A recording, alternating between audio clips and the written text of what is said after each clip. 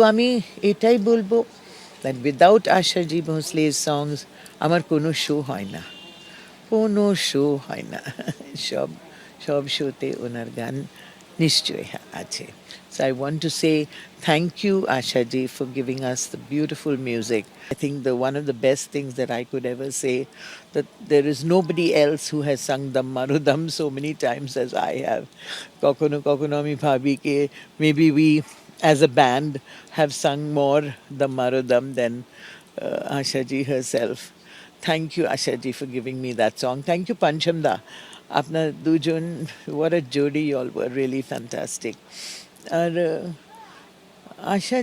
Asha Ji was really such an iconic singer, and oh God, I just can't believe there are so many amazing singers.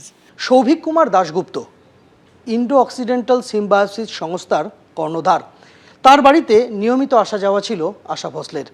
2011 সালে কলকাতার science city অডিটোরিয়ামে যখন পুরো মঙ্গেশকর পরিবারকে আনা হয়েছিল, সঙ্গীতানুষ্ঠানের আয়োজন করা হয়েছিল পঞ্চকন্যা এবং পঞ্চপুত্র নামে, ঠিক তখন আশা ভোসলে এই বাড়িতে আসেন এবং তারপর থেকে এই আসা যাওয়া আরও গভীর আত্মীয়তার সম্পর্কের মধ্যে আবদ্ধ হয়েছে। এবং আশা ভোসলে আজকে নেই এটা যেন পরিবারের সদস্যরা মানতেই পারছেন না। কেননা পরিবারের অ্যালবাম থেকে শুরু করে ঘরের দেওয়ালে এখনও জ্বলজ্বল করছে আশা ভোসলে এবং লতা মঙ্গেশকরের বিভিন্ন মুহূর্তের পারিবারিক ছবি, এবং অবশ্যই এই বাড়িতে আসার নানান স্মৃতি ঘরের আনাচে কানাচে। এই যে ডাইনিং টেবিলটা আমরা দেখতে পাচ্ছি, এই ডাইনিং টেবিলেই যখন কলকাতায় এসেছিলেন আশা ভোসলে তখন গল্পের আসর বসেছিল, আড্ডার আসর বসেছিল। আর আজকে তাই আশা ভোসলে না থাকার দিনে স্মৃতিকাতর হয়ে পড়ছেন পরিবারের সদস্যরা, এবং সেই সময় থেকে যখনই কাছে দেখেছেন তারা আশা ভোসলেকে, সেই মুহূর্তের ঘটনাগুলো একে একে যেন মনে পড়ে যাচ্ছে বাড়ির প্রত্যেকটা সদস্যদের। আর তাই এই মুহূর্তে মুম্বাই ছুটে গিয়েছেন এই ইন্ডো অক্সিডেন্টাল সিম্বায়োসিসের কর্ণধার এবং তার পরিবারের সদস্যরা, যাতে এই শেষ দিনে আশা ভোসলের পরিবারের পাশে তারা থাকতে পারেন। দীপ্ত চক্রবর্তীর সঙ্গে সন্দীপ সরকার, एबीपी आनंद, कोलकाता। कितना कठिन था लता जी के पास अपने आप को एस्टैब्लिश करना?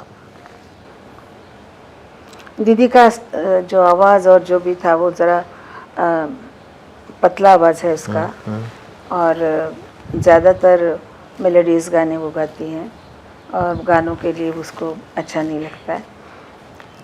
और मैं बचपन में बहुत इंग्लिश पिक्चर देखती थी जिसमें कैरवन मिरांडा, कैथरीन विलेंटिना या एल्विस प्रेस्ली या कोई भी उस ज़माने के गाने वाले जितने भी थे, तो उनके गाने की मैं नकल करती थी, आवाज़ की नकल करती थी।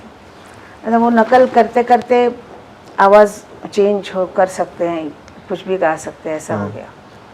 और क्लासिकल तो घर में चलता ही था, लेकिन ये सब हमको मैं करती थी।